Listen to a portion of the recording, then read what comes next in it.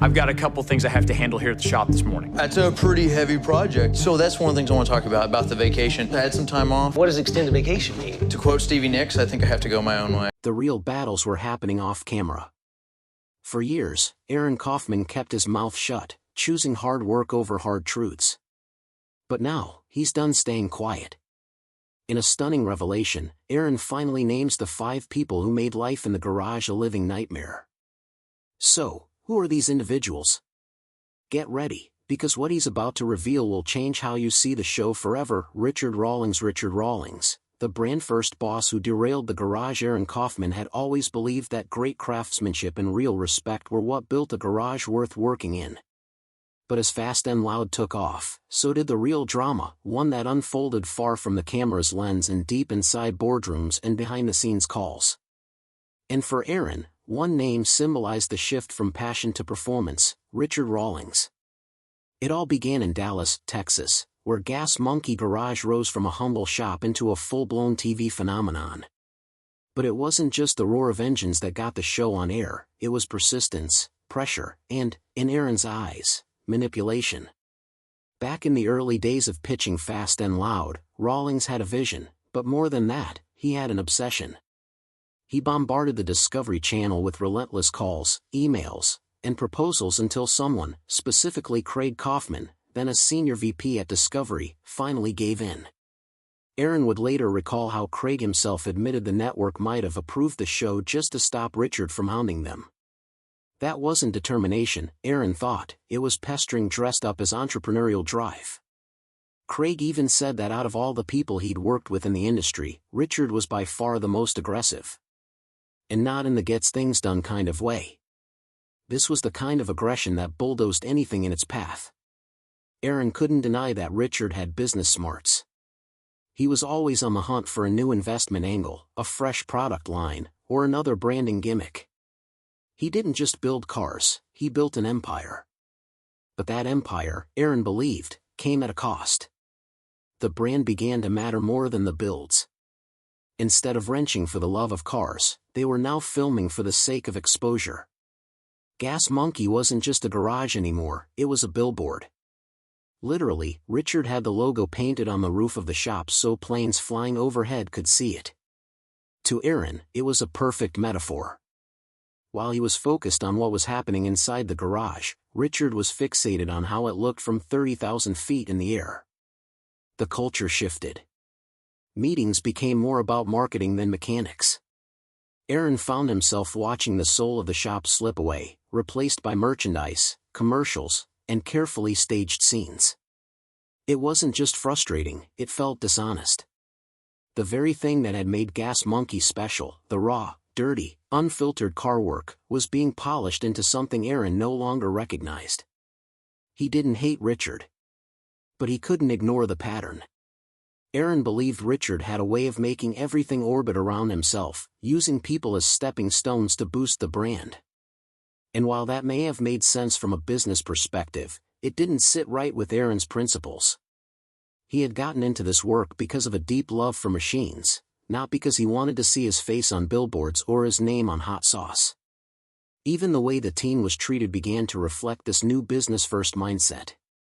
Aaron noticed how decisions were increasingly made without input from the people who actually turned the wrenches. It was top-down management, with Richard calling the shots and expecting everyone else to fall in line. The worst part?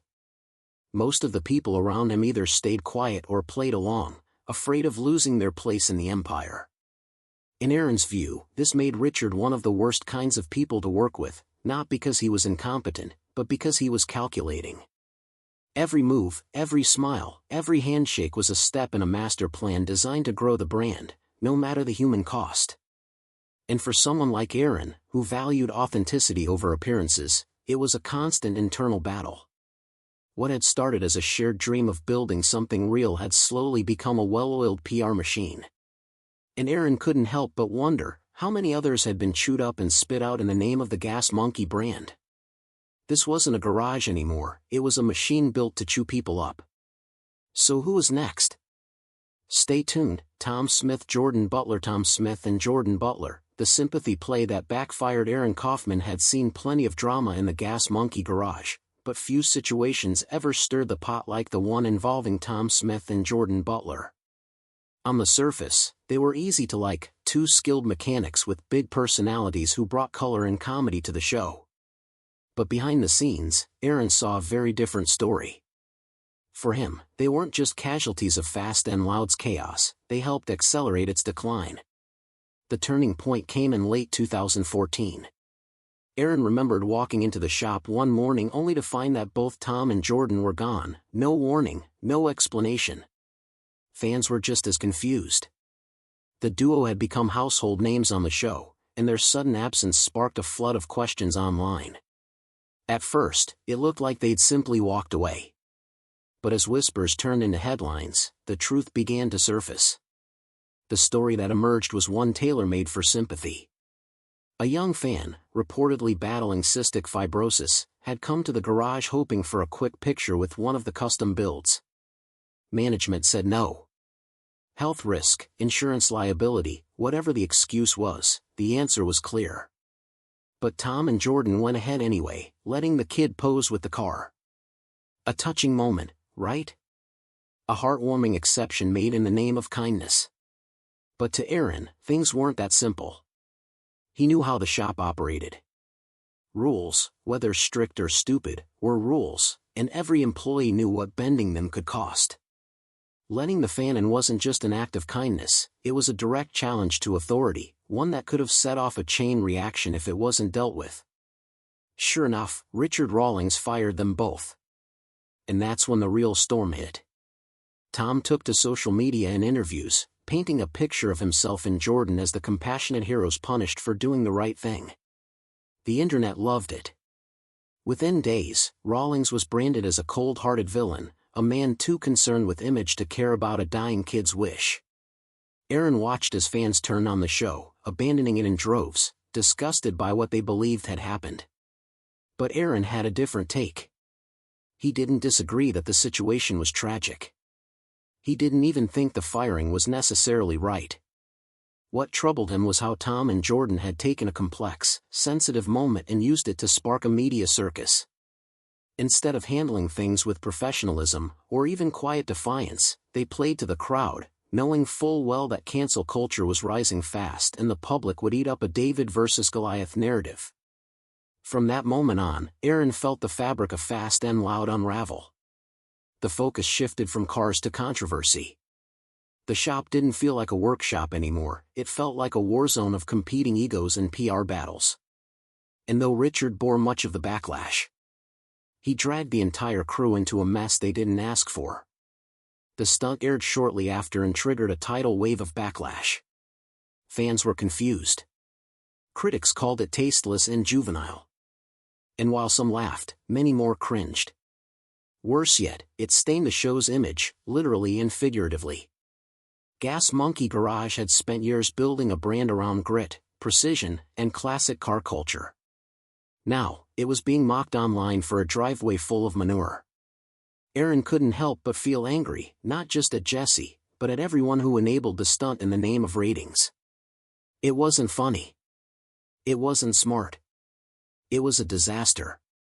In Aaron's view, Jesse James had crossed a line.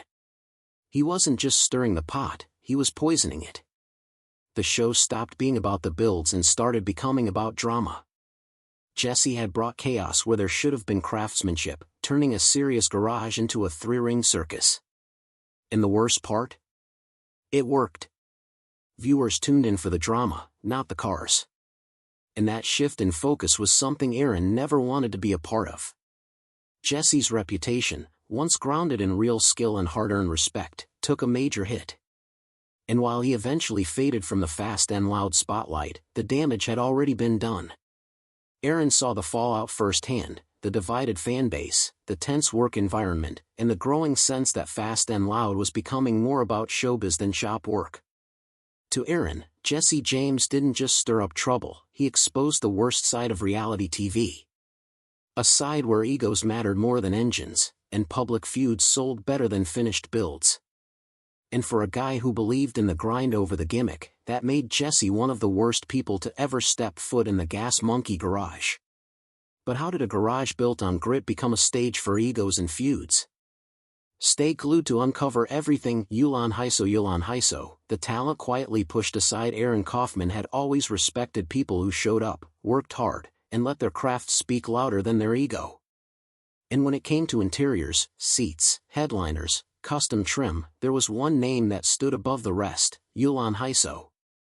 Even though she wasn't officially part of the Gas Monkey garage crew, to Aaron, she felt like one of them. She showed up when called, never missed a detail, and could transform even the roughest interior into something showroom-worthy. It wasn't just her hands that impressed people, it was her presence. She had a sharp sense of humor and quick wit that cut through the garage noise. Her one-liners could stop even the loudest engine mid-roar, and the guys often joked that she could outshine them all with a needle and thread. Aaron remembered the early seasons when Yulan was called in almost every time they needed upholstery done. It wasn't even a question. If it needed to be perfect, it had to be Haiso. But then something changed. Around 2017, just as the show was leaning harder into flash and drama, Aaron noticed Yulan wasn't coming around anymore. One project turned into 2. Then 3. Eventually, she was gone completely, no explanation, no mention, just faded out like she'd never been part of the scene. Fans started asking questions online. Where's Yulan? Why doesn't she do the Where's Yulan interiors anymore? But there were no answers. Aaron, of course, knew the story. It wasn't personal, it was business. Or so Richard Rawlings said. He'd found someone else, someone cheaper. And in Richard's world, saving a buck often outweighed loyalty or long-standing relationships. That didn't sit right with Aaron. Yulan had never failed them.